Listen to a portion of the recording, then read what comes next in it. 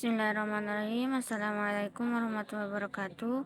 Perkenalkan, nama saya Nisa Aulia Putri dengan nomor NIM 2310308022 dari program studi pendidikan ekonomi syariah.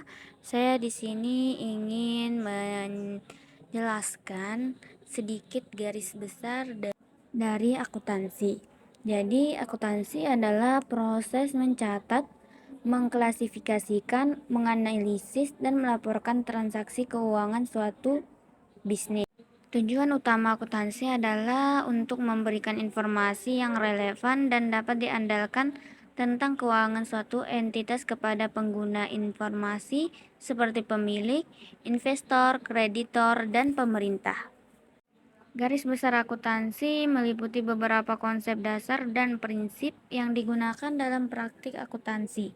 Berikut adalah beberapa poin penting dalam garis besar akuntansi. Yang pertama ada entitas bisnis. Akuntansi berfokus pada entitas bisnis yang terpisah dari pemiliknya. Ini berarti bahwa keuangan bisnis harus dipisahkan dari keuangan pribadi pemilik. Yang kedua ada asas konservatisme. Akuntansi mengikuti prinsip konservatisme yang berarti bahwa pendapatan dan keuntungan hanya diakui ketika sudah pasti, sementara biaya dan kerugian diakui segera ketika mungkin terjadi. Kemudian yang ketiga ada asas keterikatan biaya dan pendapatan. Akuntansi mencatat biaya yang terkait dengan pendapatan yang dihasilkan. Misalnya biaya produksi barang akan dicatat sebagai beban ketika barang tersebut terjual atau dijual. Yang keempat ada asas konsistensi. Akuntansi mengikuti prinsip konsistensi yang berarti bahwa metode akuntansi yang digunakan harus konsisten dari tahun ke tahun. Hal ini memungkinkan perbandingan yang akurat antara periode waktu yang berbeda. Yang kelima, prinsip pengakuan pendapatan. Pendapatan diakui ketika sudah dihasilkan dan dapat diukur dengan andal. Ini biasanya terjadi ketika barang atau jasa telah diserahkan kepada pelanggan dan pembayaran diharapkan. Yang keenam ada prinsip pengakuan beban. Beban diakui ketika terjadi dan dapat diukur dengan andal. Beban dapat berupa biaya produksi, biaya administrasi, atau biaya lain yang terkait dengan operasi bisnis. Yang ketujuh ada prinsip kepastian. Informasi keuangan harus dapat diverifikasi dan dapat diandalkan. Ini mencakup penggunaan dokumentasi yang tepat seperti faktur, kwitansi, dan catatan transaksi. Terus yang kedelapan ada prinsip kesinambungan.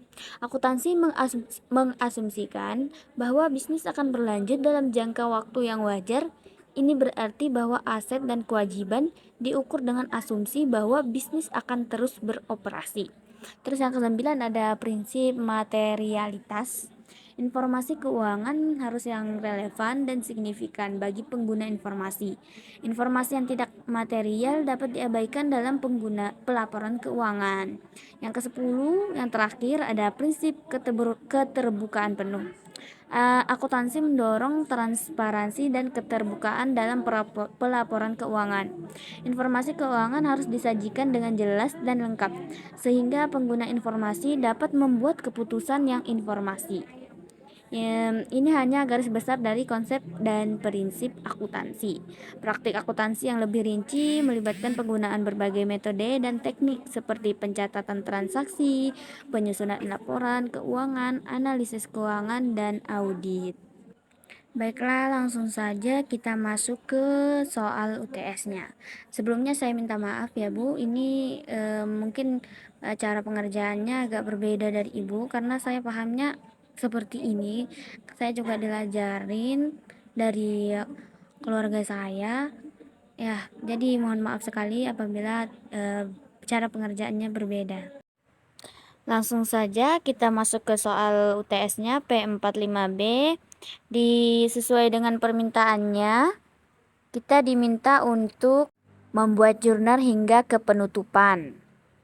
Dan untuk data transaksi dan data penyesuaiannya di sini sudah tersedia. Nah, di sini saya sudah membuat untuk jurnalnya. Transaksi untuk tanggal 1 ini penerimaan investasi. dari pemegang saham. Maka untuk jurnalnya itu cash pada share capital. Karena kita menerima cash. Menerima uang atas investasi pemegang saham. Terus untuk tanggal 1, transaksi kedua pembelian sebuah truk. 4.000 secara tunai dan sisanya kredit.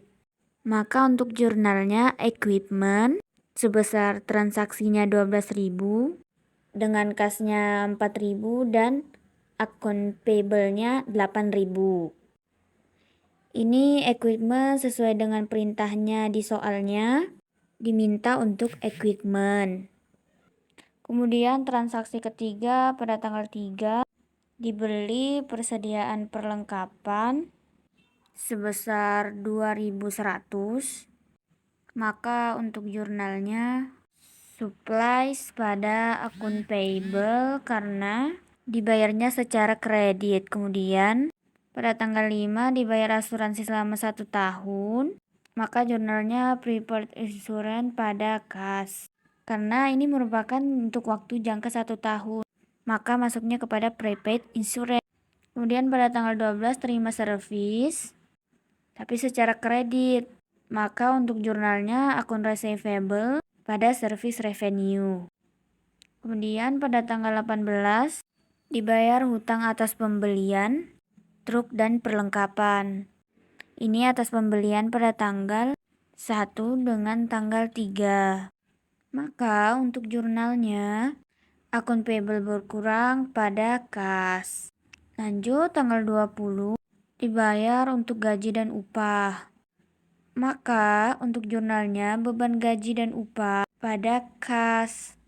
Tanggal 21 penerimaan dari customer atas piutang. Maka jurnalnya kas bertambah pada piutang usaha atau akun receivable. Tanggal 25 diterima dari customer atas service secara kredit. Maka untuk jurnalnya akun receivable pada service revenue tanggal 31 dibayar untuk gasolin. Maka untuk jurnalnya beban gasolin pada kas. Terus tanggal 31 lagi ini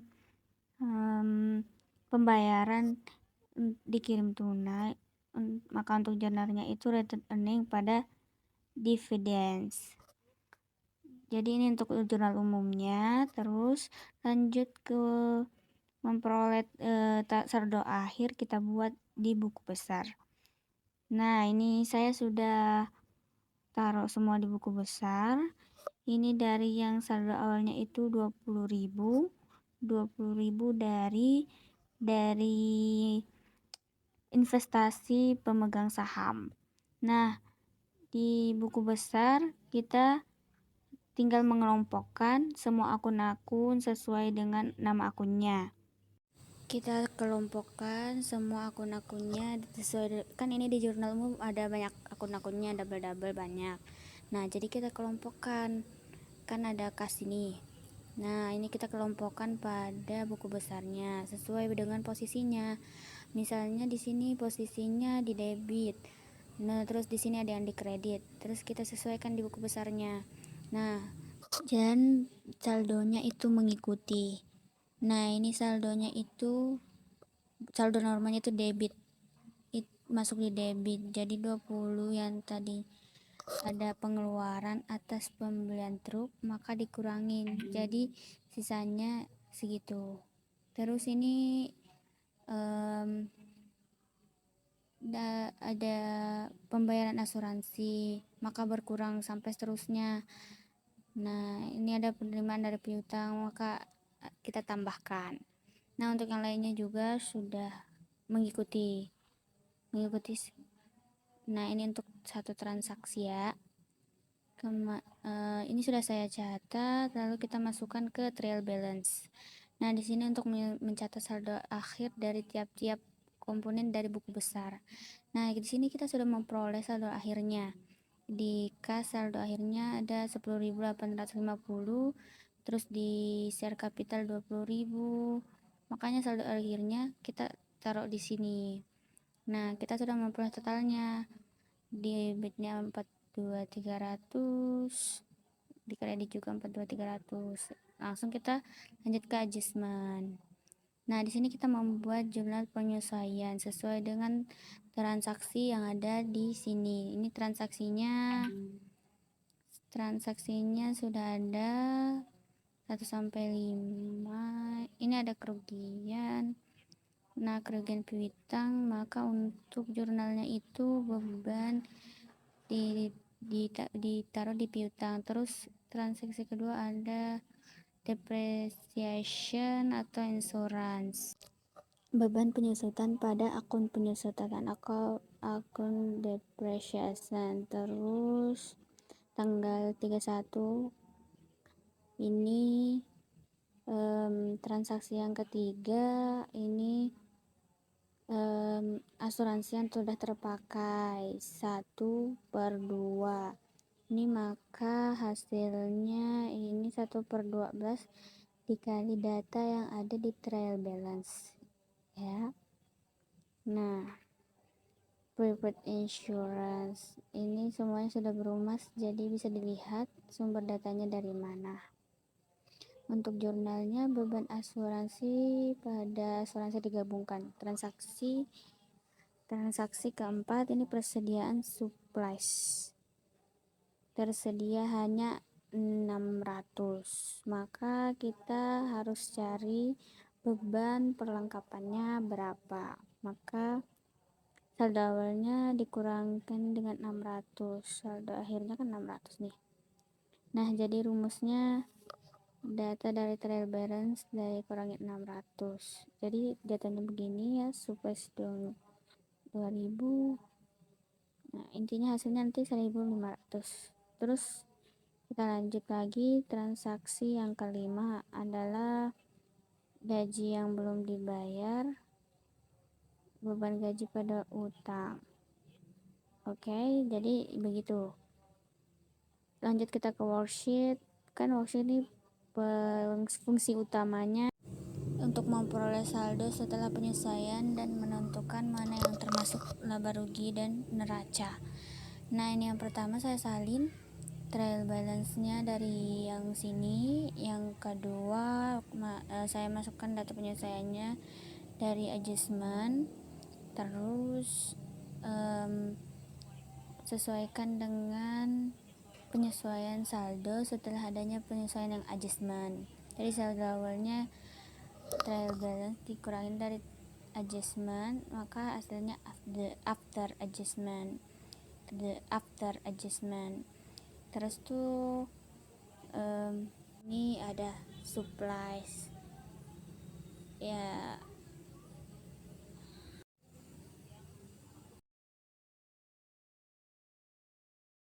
Nah, terus ini pengumpulan yang termasuk laba rugi dan neraca. Ini masuk ke dalam laba rugi, yaitu pendapatan dan beban-beban, service revenue dan beban-beban. Nah, neraca ini adalah aktiva dan pasiva, yaitu aset dan liabilitas dan ekuitas. Terus financial statement, ini kita tinggal mengikuti aja dari yang data worksheet yang sebelah sini.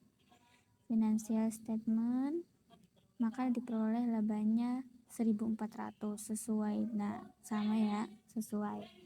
Dan terus lanjut di sini untuk